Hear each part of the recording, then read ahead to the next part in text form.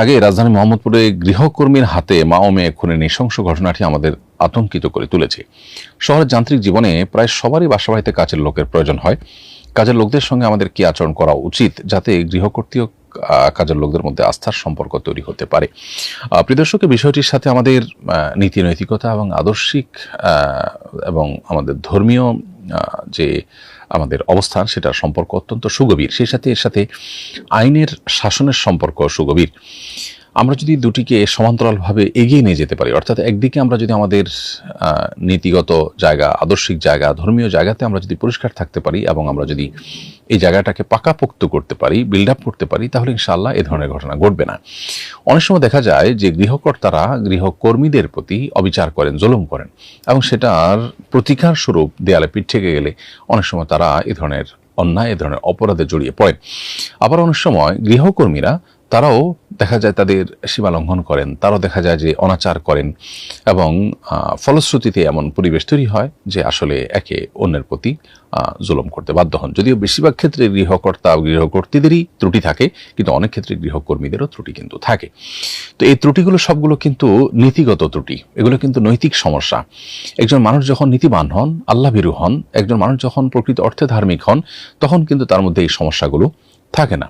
এজন্য দিনের সঠিক চর্চা যদি সমাজে সর্বত্র বাড়ানো যায় এবং আমরা সবাই যদি ভালো মুসলিম হয়ে যেতে পারি, তাহলে কিন্তু সমস্যা সমাধান অনেকখানি হয়ে যাবে। পাশাপাশি আরেকটি বিষয় গুরুত্বপূর্ণ, সেটা হলো যে আইনের শাসন। পৃথিবীর অনেক উন্নত দেশ আছে যে উন্নত দেশগুলোতে কেউ কারোর গায়ে হাত তুলতে সাহস পায় না। এর অন্যতম বড় কারণ হলো তারা জানেন যে এখানে কেউ অন্যায় করে পার পাবে না। অতএব আইনের শাসনটা যদি আমরা প্রতিষ্ঠিত করতে পারি, তাহলে এই ধরনের ভয়াবহ আপনার নৃশংস হত্যাকাণ্ড বা অপরাধ সংগঠন করবার আগে মানুষকে 10 বার ভাবতে হবে।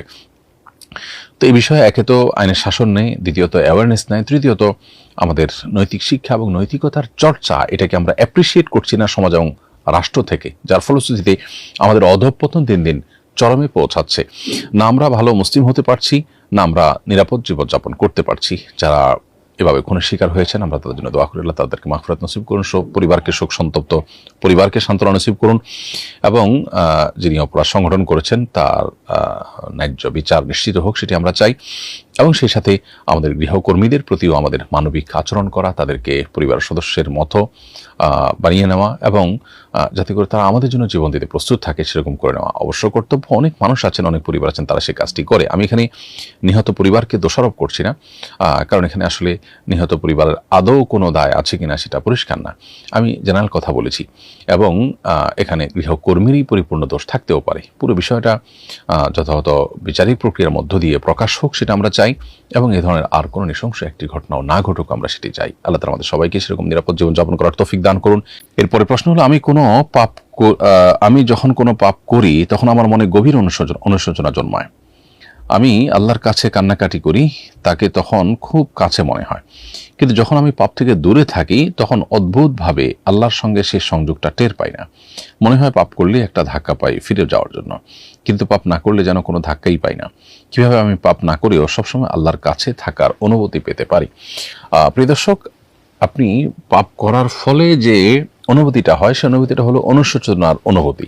যখন আপনি পাপ করার সুযোগ পাচ্ছেন না, তখন আপনার সেই অনুশোচনার অনুভূতিটা হয়তো থাকে না, কিন্তু অ্যাট দ্য সেম টাইম আপনার মনের মধ্যে নিশ্চয়ই আল্লাহ তাআলা আপনাকে যে পাপ থেকে বাঁচিয়ে রেখেছেন সেজন্য কৃতজ্ঞতা বোধ আপনার মনের মধ্যে জাগ্রত হয়। তো ফিল করার ক্ষেত্রে আপনার কাছে অনুশোচনার অনুভূতিটা একটু বেশি ফিল হয়, খুবই স্বাভাবিক। অনুশোচনার অনুভূতি মানুষকে অনেক বেশি টাচ করে।